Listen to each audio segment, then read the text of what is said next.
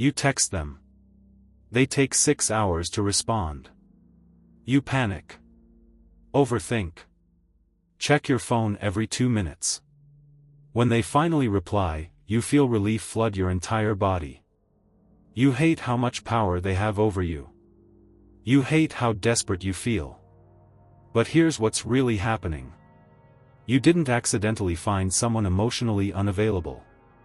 You were designed to find them. And they were designed to find you. This isn't bad luck. It's psychological architecture.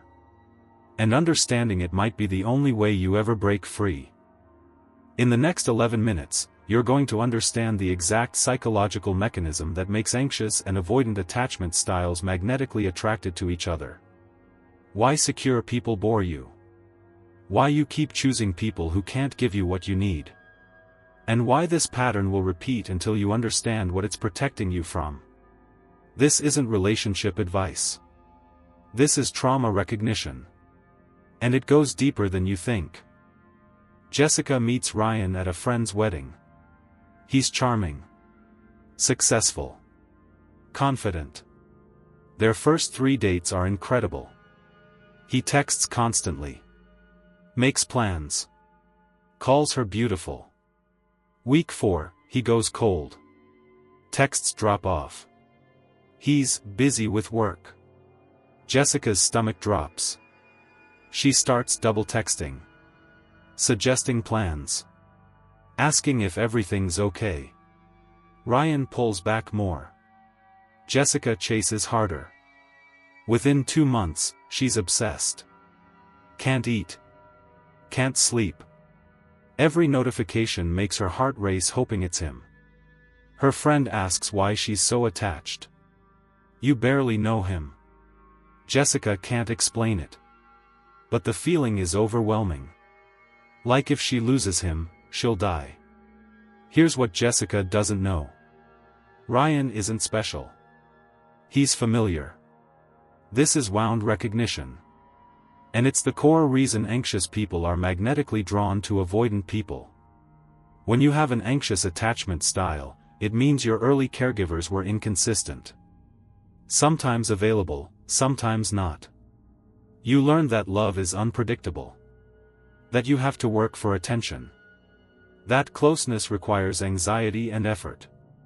Your nervous system got wired to associate love with uncertainty. Safety with pursuit. Connection with pain. So when you meet someone secure, someone who's consistent, available, emotionally present, your brain doesn't recognize it as love. It feels boring. Too easy. There's no challenge. No anxiety. And without anxiety, your attachment system doesn't activate.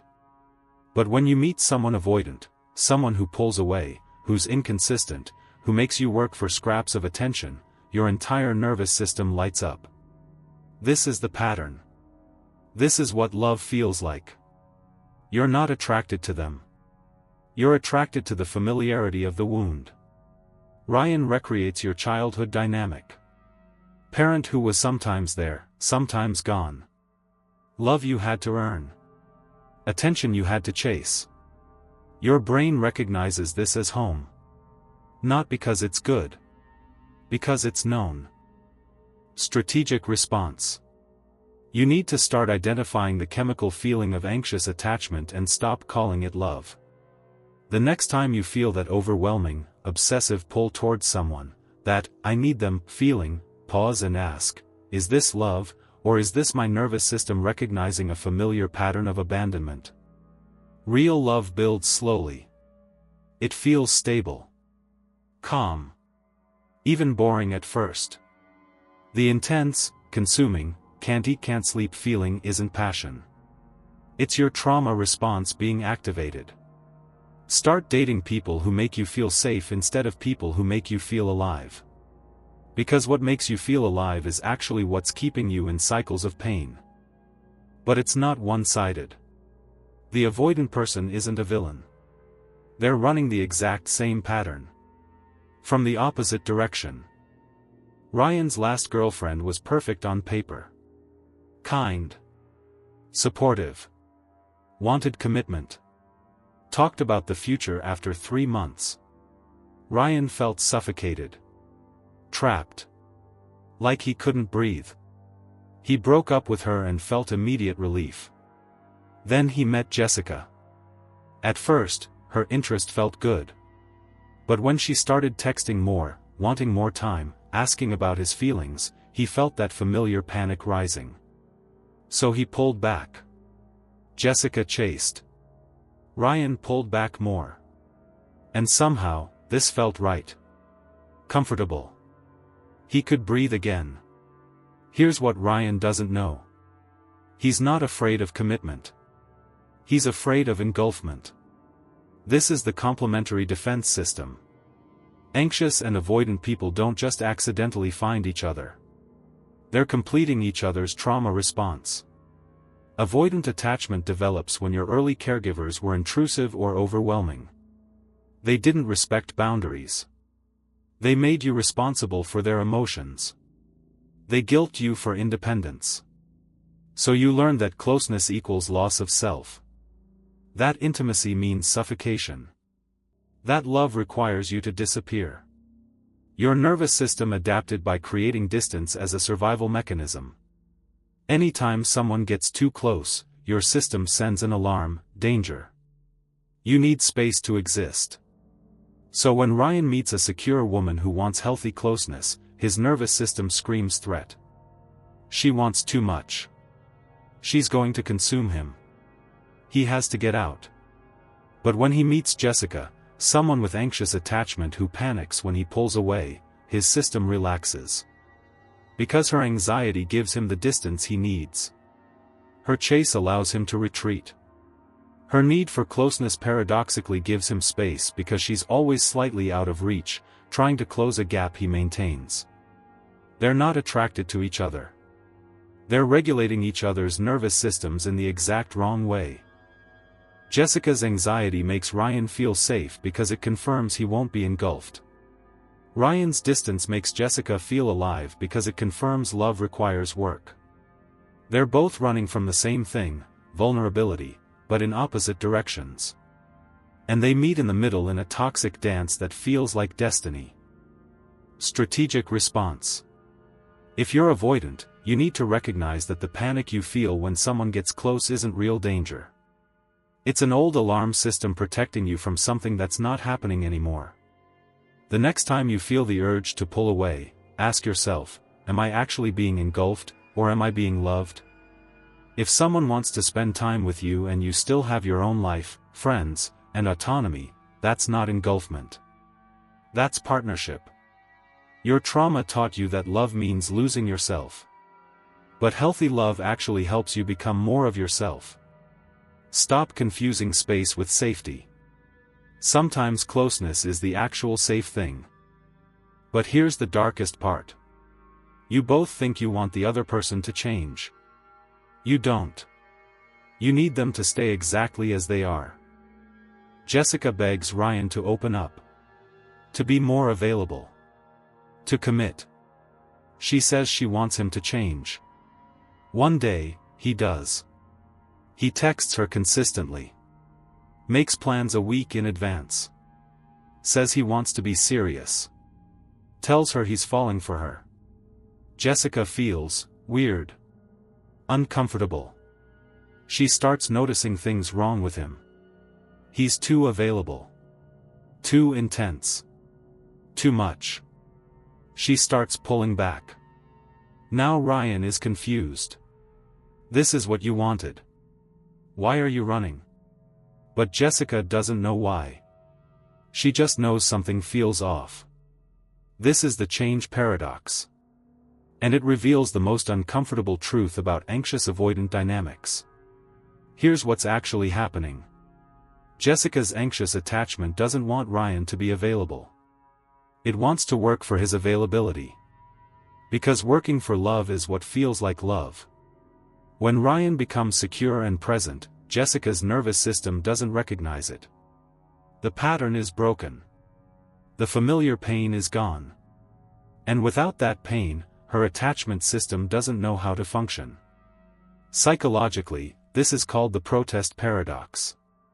Anxiously attached people protest the avoidant person's distance, but they're actually dependent on that distance to maintain their identity as the pursuer.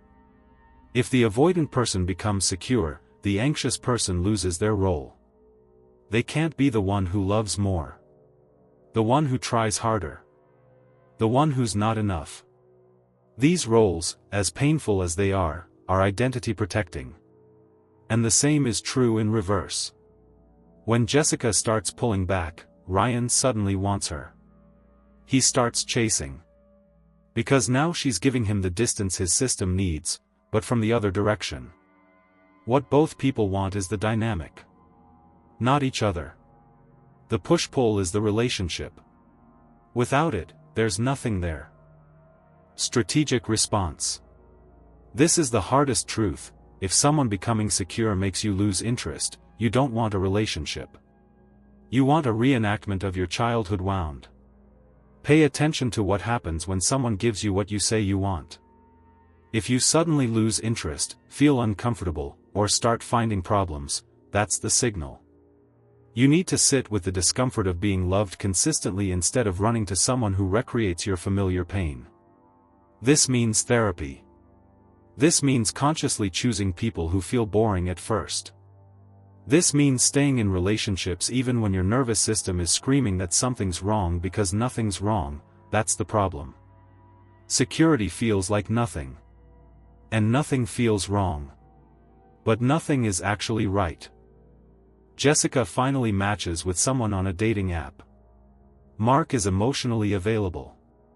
He texts consistently. He communicates clearly. He makes plans. He asks about her day. He's interested in commitment. After 3 dates, Jessica ghosts him. She tells her friend, there was no spark. He was nice, but boring. Translation, he didn't activate her trauma response, so her brain didn't register him as a potential partner. This is the secure person problem. And it's why anxious people stay trapped in the pattern. Secure people feel wrong to anxiously attached people. Not because they are wrong, but because they don't trigger the familiar chemical cascade of anxiety that gets misinterpreted as attraction.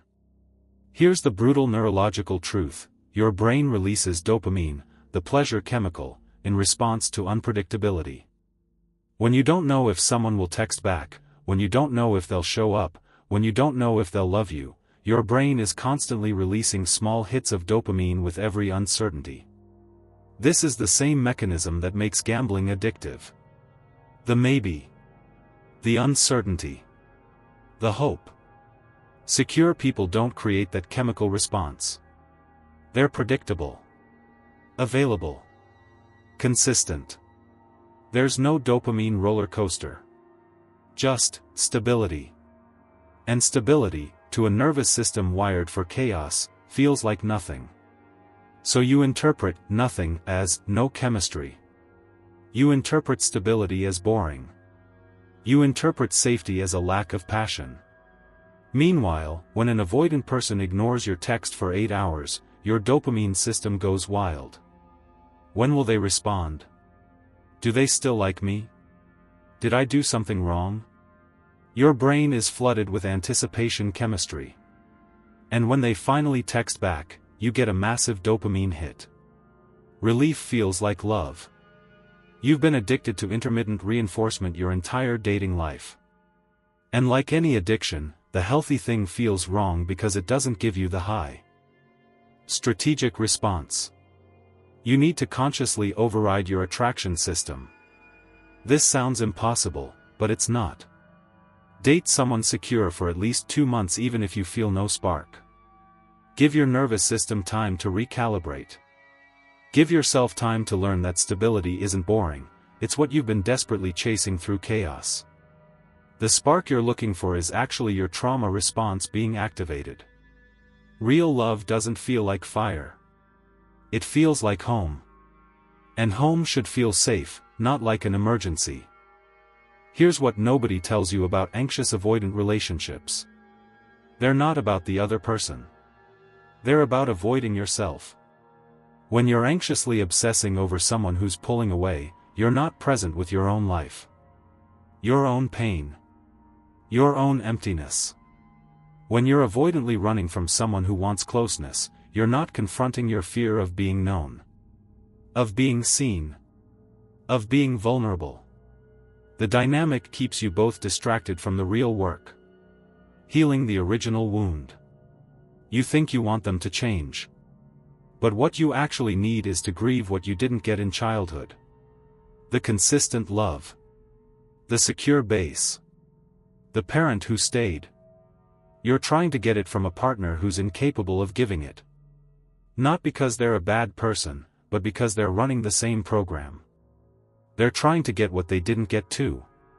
Two wounded people performing a dance that keeps them both from healing.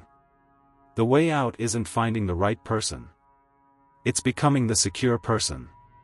For yourself. That means sitting with the discomfort of being alone instead of jumping into chaos. It means choosing boring over exciting. It means recognizing that the electric feeling isn't chemistry, it's your nervous system screaming danger.